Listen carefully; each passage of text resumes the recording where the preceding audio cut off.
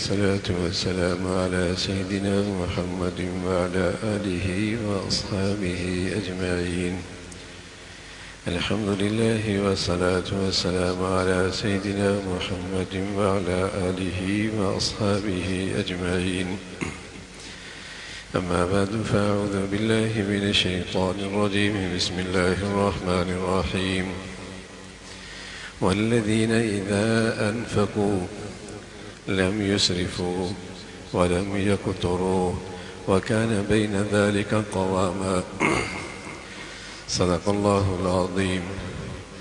اللهم صل على سيدنا محمد وعلى آل سيدنا محمد وبارك وسلم. اللهم صل على سيدنا محمد النبي الأمي وعلى آله وأصحابه وسلم.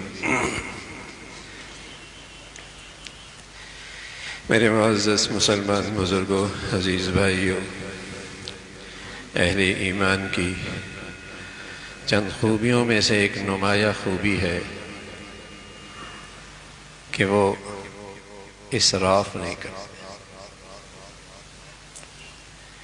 اہل ایمان کی چند نمایاں خصائص، نمایاں صفات کہ مسلمان قوم اسراف نہیں کرتے۔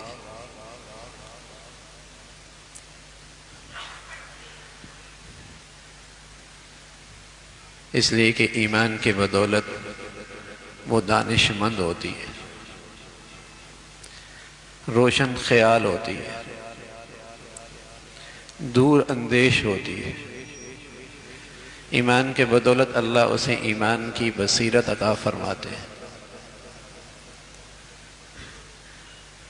تو وہ اسراف نہیں کرتی۔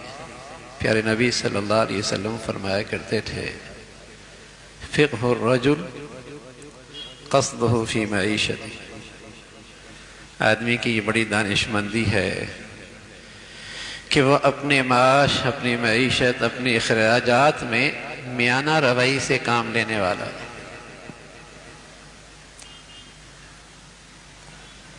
میانہ چال چلتا۔ یہ اتنی خوبصورت خوبی ہے کہ مسلمان معاشی طور پہ بحیثیت قوم کے پریشان نہیں رہ سکتے۔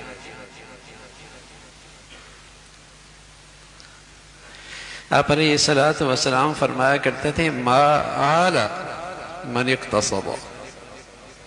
کوئی قوم، کوئی گھرانہ، کوئی فرد محتاج نہیں ہو سکتی اگر اس کی زندگی میانہ روی پہ کھڑی ہو۔ کوئی فرد، کوئی گھرانہ، کوئی قوم وہ محتاج نہیں ہو سکتی اگر اس کی زندگی کا چلن میانہ روی پہ ہو۔ مسلمان قوم کی تربیت اپنے خطوط پر ہوتی، اپنے نظریات پر ہوتی، اسلامی تہذیب اور اسلامی معاشرت پہ کھڑی ہوتی، تو آج امت مسلمہ کا یہ حال نہ ہوتا اور ہماری قوم کا یہ حال نہ ہوتا۔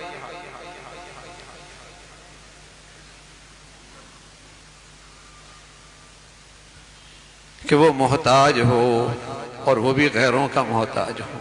ہمیں سبق غلط پڑھایا گیا۔ ہمیں یہ سبق پڑھایا گیا کہ وسائل بڑھاؤ، زندگی آسان ہو جائے گی۔ سچ کیا ہوا؟ نتیجہ کیا نکلا؟ وسائل بڑھ گئے، مسائل بڑھ گئے۔ ہمیں یہ سبق پڑھایا گیا کہ میاں وسائل بڑھاؤ، اسٹیٹس اچھا ہو جائے گا، معیاری زندگی اچھی ہو جائے گی۔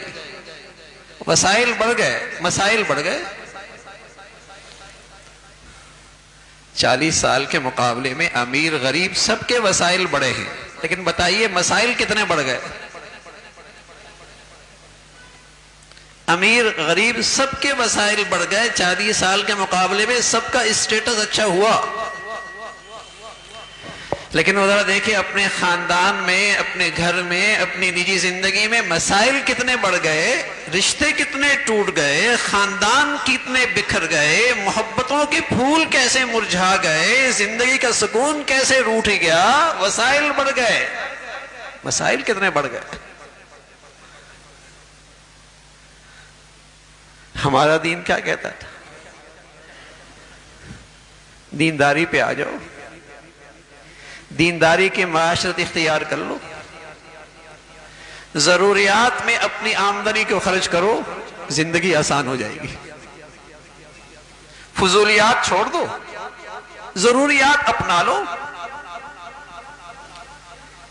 سادگی لے لو، اسلامی معاشرت لے لو، زندگی آسان ہو جائے گی۔ اسے نہیں اپنایا۔ ہم نے مغربی تہذیب کے نقشے لے لیے کہ اخراجات بڑھا دیے اور فضولیات کو ضروریات میں شامل کر لیا۔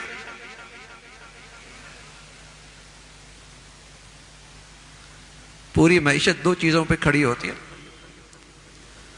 آمدنی اور خرچ۔ اور مسلمانوں کو سبق یہ دیا کہ کماؤ حلال اور خرچ کرو ضروریات میں، فضولیات کو چھوڑ دو، کبھی پریشان نہیں ہو۔ اسلامی معیشت کا ایک بنیادی اصول بتا دیا کہ کماؤ حلال، کمانے کی حدود بتا دی، اور اخراجات بھی بتا دیے کہ میاں ضروریات دیکھ لو، فضولیات چھوڑ دو۔ اب اس اصول کے دو حصے، ایک تو ہمارے اختیار میں ہے ہی نہیں، حلال آمد، ہم حلال کی محنت کر سکتے ہیں، ملتا کتنا ہے یہ ہمارے اختیار میں نہیں۔ لیکن دوسرا تو ہمارے اختیار میں نا، ہم نے دوسری کی فکر چھوڑ دی اور وہاں فضولیات کو ضروریات میں شامل کر لیا، اور کس کی فکر میں پڑ گئے؟ آمدنی بڑھاؤ، جو اختیار میں نہیں ہے۔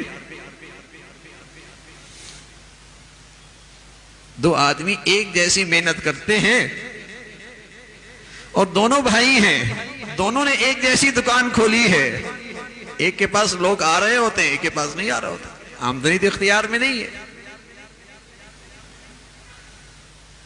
جو اختیار میں ہیں اس کی فکر چھوڑ دی، اور جو اختیار میں نہیں اس کے بارے میں پریشان رہتے ہیں۔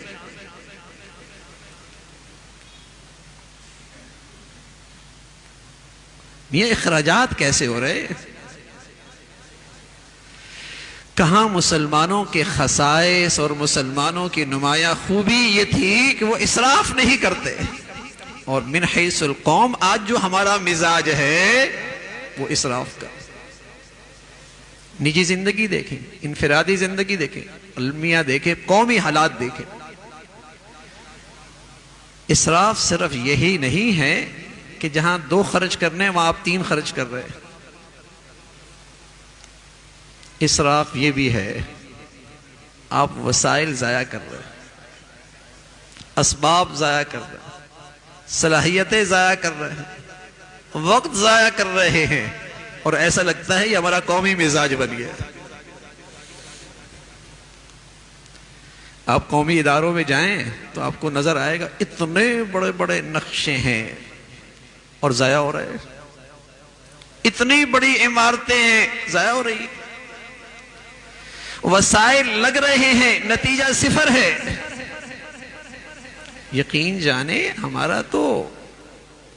ہمیں تو اللہ نے ایسے اصول دیے جو تجربے کی بنیاد پر نہیں ملے، وہ اللہ کے علم کی بنیاد پر ملے ہیں کہ تجربہ غلط ہو سکتا ہے، وہ تو وحی کے واسطے سے ملے ہیں جہاں گھاٹا اور نقصان اور غلط نتائج ہو ہی نہیں سکتے۔ لیکن ان زندگی کے خوبصورت اصولوں کو نظر انداز کر دیا۔ وسائل ضائع ہو رہے ہیں قومی سطح پہ، نجی زندگی میں وسائل کا ضیاع ہے۔ وسائل کی کمی تو اس قوم کے پاس ہے نہیں، نہ اس ملک کے وسائل کا مسئلہ ہے. اللہ نے اتنا کچھ دے رکھا ہے اس وطن عزیز کو، سبحان اللہ. زمین دیکھیے، دریا دیکھیے، سمندر دیکھیے، پہاڑ دیکھیے، افرادی قوت دیکھیے، صلاحیتیں دیکھیے، موسم دیکھیے. کون سے وسائل اس ملک میں نہیں ہیں تعمیر اور ترقی کے؟ لیکن ضیاء ہوتے دیکھیے نا، ضیاء بھی کیسے ہو رہے ہیں.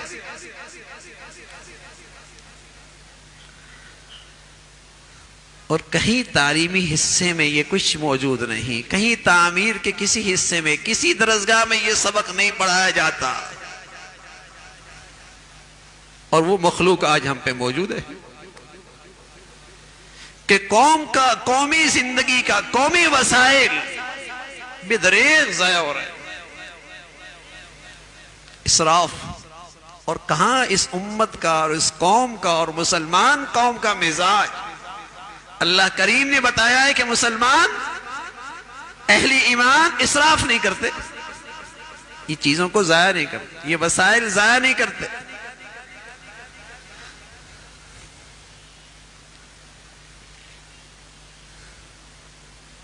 تو کوئی قوم اپنے وسائل کو ضائع نہ کرے. رسول اللہ صلی اللہ علیہ وسلم نے بتایا ما آل من اقتصد، ایسی قوم کبھی محتاج ہو ہی نہیں سکتی.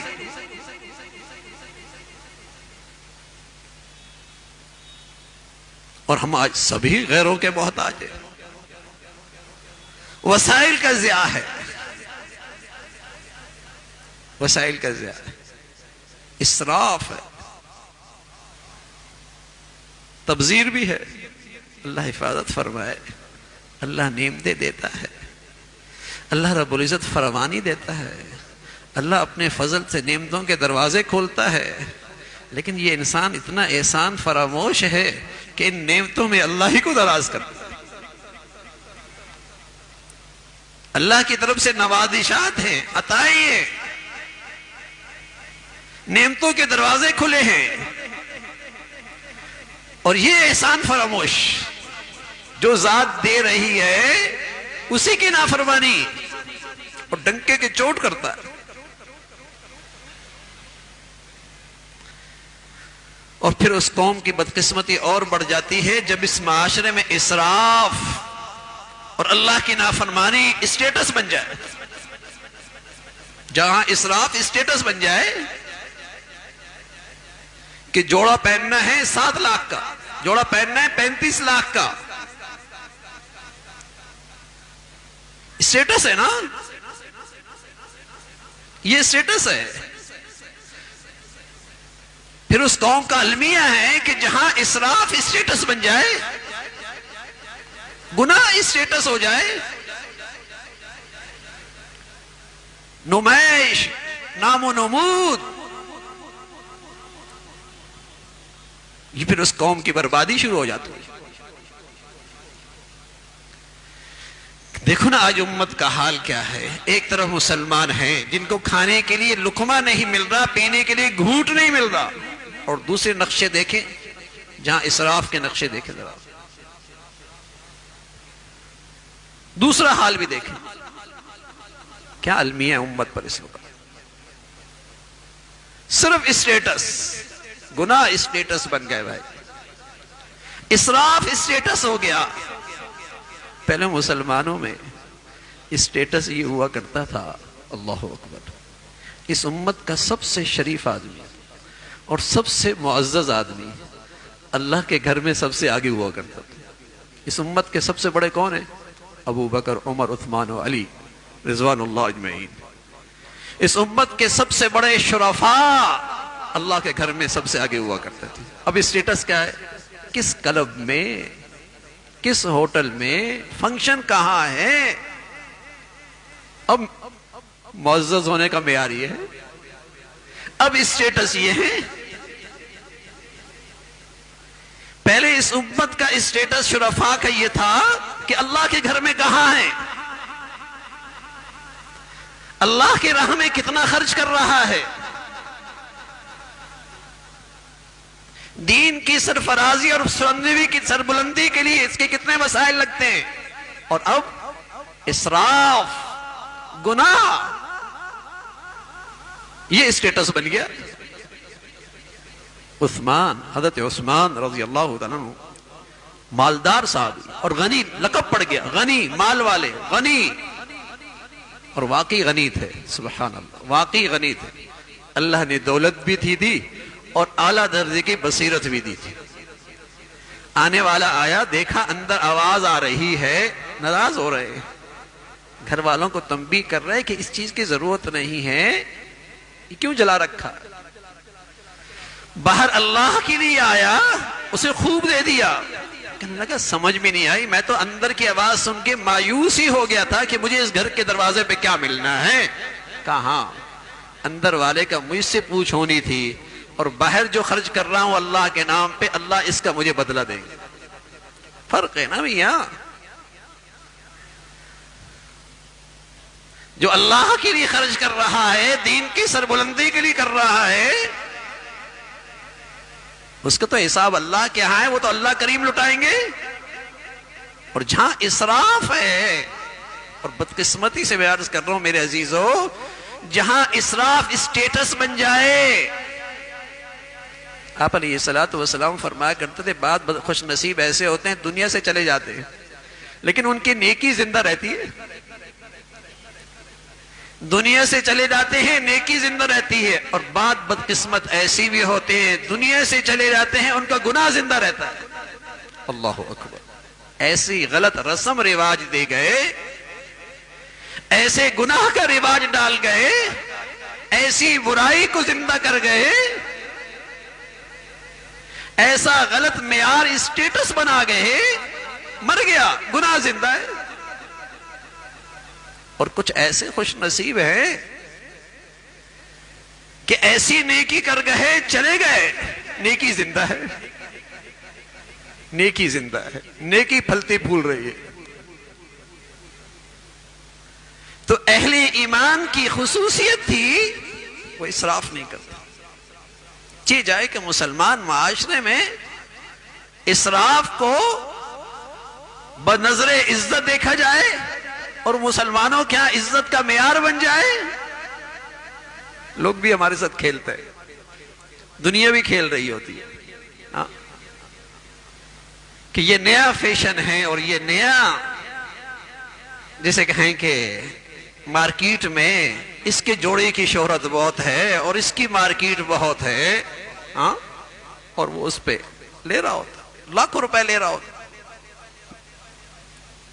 لاکھوں روپے لے رہا ہوتا، اور صرف یہ ہوتا ہے کہ لوگوں کے یہاں بڑا کہلاؤں گا۔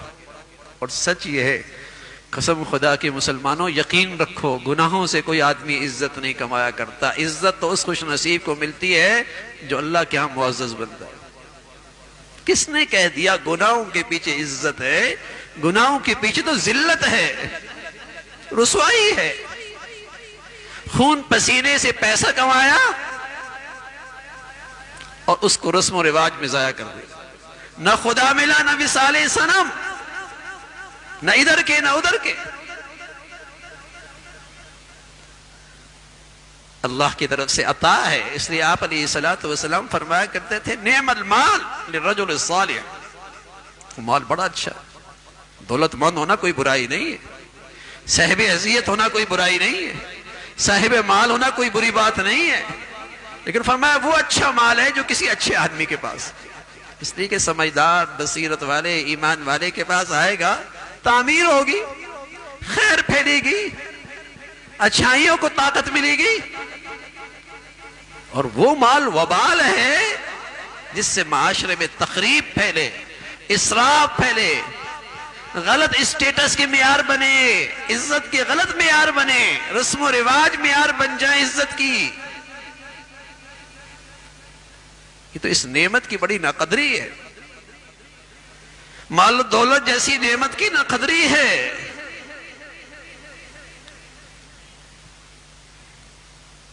دین ہمارا کیا کہتا ہے؟ ضروریات دیکھو میاں، ضروریات دیکھو، فضولیات چھوڑ، میں عرض کر رہا ہوں، وقت دیکھیے، صلاحیتیں دیکھیے، وسائل دیکھیے، اسباب دیکھیے، کیسے ضائع ہو رہا ہے، کیسا ضیاع ہے۔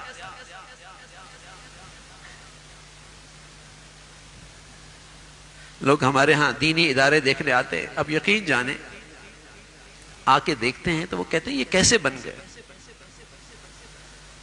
یہ کیسے ہو گیا؟ تو میں نے کہتا ہوں، میں انہیں یہ کہتا ہوں کہ یہاں سب سے بڑی خوبی یہ ہے کہ یہاں انتظامی خرچے کچھ بھی نہیں، یہاں انتظامی خرچے کچھ نہیں، جتنا آتا ہے وہ آپ کو نظر آ رہا، ورنہ تو اربوں کا بجٹ ہوتا ہے، زمین پہ کچھ نظر نہیں آتا، نتیجہ صفر، ضیاع ہو رہا ہوتا، وسائل ضائع ہو رہا۔ عباد الرحمن، رحمان کے بندے، اہل ایمان، ان کی شان یہ ہے اذا انفقوا لم يسرفوا ولم يقتروا وكان بين ذلك قواما، خرچ کرتے ہیں، اسراف نہیں کرتے، اللہ کے راستے میں خرچ کرنے کی ضرورت ہے، بخیل نہیں بنتے، راہ خدا پہ خرچ کرنے کا تقاضا ہے،